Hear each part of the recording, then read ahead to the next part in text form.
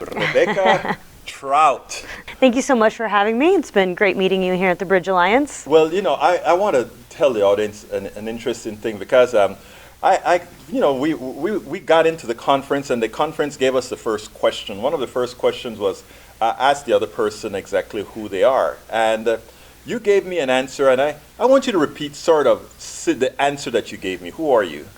Sure. I am an extremely lucky individual, and I feel a calling to use my place of privilege to make a difference in this world, and to bring some of that privilege and give it away in pieces to parts of the population that are still receiving and experiencing injustices. Yeah, the way you explained it earlier, though, I don't know if you saw the expression on my face, because we weren't talking about those kinds of issues or anything like that. It just kind of flowed out of your voice, like, oh, I have to do. It was like, I have to do this, I have to do that, and I think there's a certain amount of maturity to understand that really that's not a giveaway, but that is a bringing up of people, and that's what I could get in the expression of what you were talking about, which I think is very important. Yes, absolutely. I think that it's really incumbent upon us as individuals to use our place in society, our unique skills, and to bring those together and to lift everyone up. Right. To show that this is sort of intrinsic to you. I mean, tell us a little bit about what you did overseas, where you went, that sort of thing, because I found that most impressive there. Most people don't get a chance to do that. Most people don't do that. Yeah, I was really lucky and had the opportunity to join the Peace Corps, and I served in Botswana, where our primary cause was dealing with the HIV/AIDS epidemic over there. So I helped to capacity build local government's response to it, and also helped to build a youth center in my village. But I mean, other than that, I think you also learned the language. I did. I mean, I'm sitting down there and I'm like, this woman just get out of college and she decided to go to Botswana and learn a completely different language. What kind of thing brought that into you?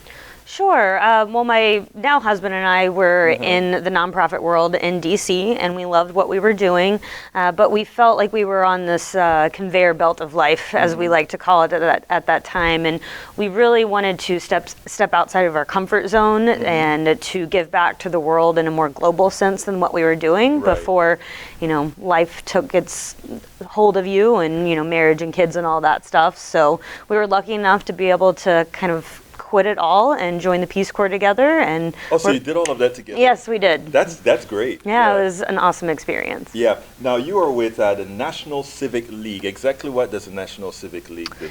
Yeah, so the National Civic League has been around since 1849, and we are focused on advancing civic engagement in local governments and communities. And so what we mean by that is encouraging local governments to really involve people in problem solving and in decision making. Okay, now I'm going to ask you this sort of a complex question.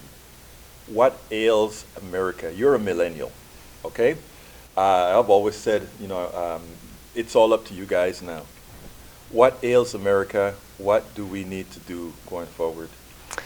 I'm not speaking for my organization, but just speaking for myself. Yeah, that's what I want. I think that if I had to pick one issue, it's really division caused by inequality in my mind. And I think that can be broad to include economic inequality, racial inequality, sexual inequality. And once we start bridging that gap, if you will, once we start getting closer to one another, I think you'll start seeing some of the problems in our society going away. Now, do you feel, there are some people right now that feel these problems are so perverse, it's just so vast that they just throw their hands up. What do you tell somebody who that's what they believe?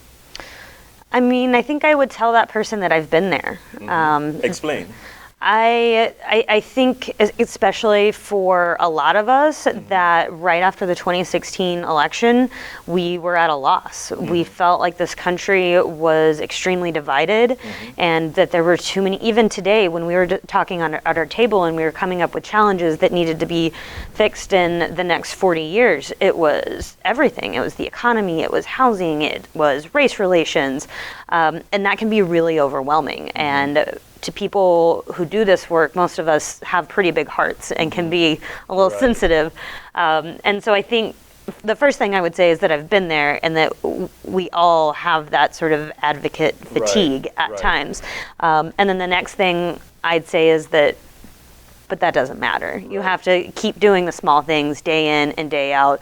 You have to keep leaning on each other, creating the alliances that we're seeing here at the Bridge Alliance, and making sure that we're not doing this work alone in silos, and that when we come together and we can all tackle those issues one by one, it's going to slowly become a domino effect, and we're going to start seeing real change. Now, you were very active on the table. You had a lot of opinions on the table, which is, I think it's a good thing, and I think we need to get a lot more opinions from to put it bluntly, from younger people. I mean, a lot of times we've come to these conferences and they've been dominated by baby boomers and maybe the older Gen Xers.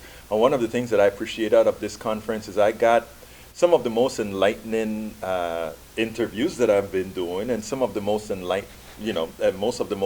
most enlightening comments that I've heard from people who stood up and spoke came from a lot of our millennials. I think many may have the millennials wrong as far as not being or involved as they should. So why don't you kind of help me out there? Sure. I think you're touching on my soapbox a little bit. I think that millennials get a little bit of bad rap. You have to keep in mind that income hasn't risen, that college debt is huge, that work hours are going up. And so we came into the workforce during the Great Recession and all of that, and there have been a lot of challenges. Housing prices, all of that keep escalating, cost of living escalating, but we're not seeing wages going up. Right. So I think millennials have a lot of challenges that I think baby boomers don't always give us credit for dealing with. And that two, we engage in a different way than is typical. Tell me about that. Well, I don't think that I'm telling you anything new, that millennials prefer to engage online as opposed to in person. Now, I do think that there is some merit in that, and that you sometimes need to show up to a physical space like this to share ideas and make time and room for that. But with economic challenges and things like that, that's not always the case. So we need to find new ways to engage people, whether that's social media, whether that's electronic town halls. We have to find a way that makes it easier, not just for millennials. Everyone's busy. Right. So we need to find ways that we engage people in places that they live and the places that they already are, so it's not one more thing that you have to add to their to-do list. And I think that's important. Now, as far as what you expect to get out of the Bridge Alliance, what are you going to take back with you, and will you be back? Sure. So this was my first time. I was not well acquainted with the Bridge Alliance, and so I think I'm going to return feeling a little bit refreshed, knowing that there are this many organizations and this many 90 so far. That's great, and knowing that there are this many people that are willing to take time out of their days to come and talk about these pressing issues. I think I'm going to take back some contacts, such as yourself, of people that, when I'm coming up against a problem or when my organization is trying to solve the next big issue, that we won't be doing it alone anymore. We'll be using these contacts made here today and reaching out more. Well, I can tell you that the thing about a place like the Bridge Alliance, it's not about top down. As you notice in that room, it was about everybody participating and people coming up with new ideas. People not only coming up with new ideas, but integrating ideas, and that's what I found useful. Like I told another person that I interviewed, I come here also like you come here to be refreshed, to learn, and to also try to impart on people my own ideas. as I absorb there is because I think that is so important. And I can tell you one thing, I've learned a lot from you, Rebecca Trout. Thank you, Thank sir. you so kindly for being a part of the Bridge Alliance. Absolutely. Thanks for having me. It's great meeting you. Absolutely so. Absolutely.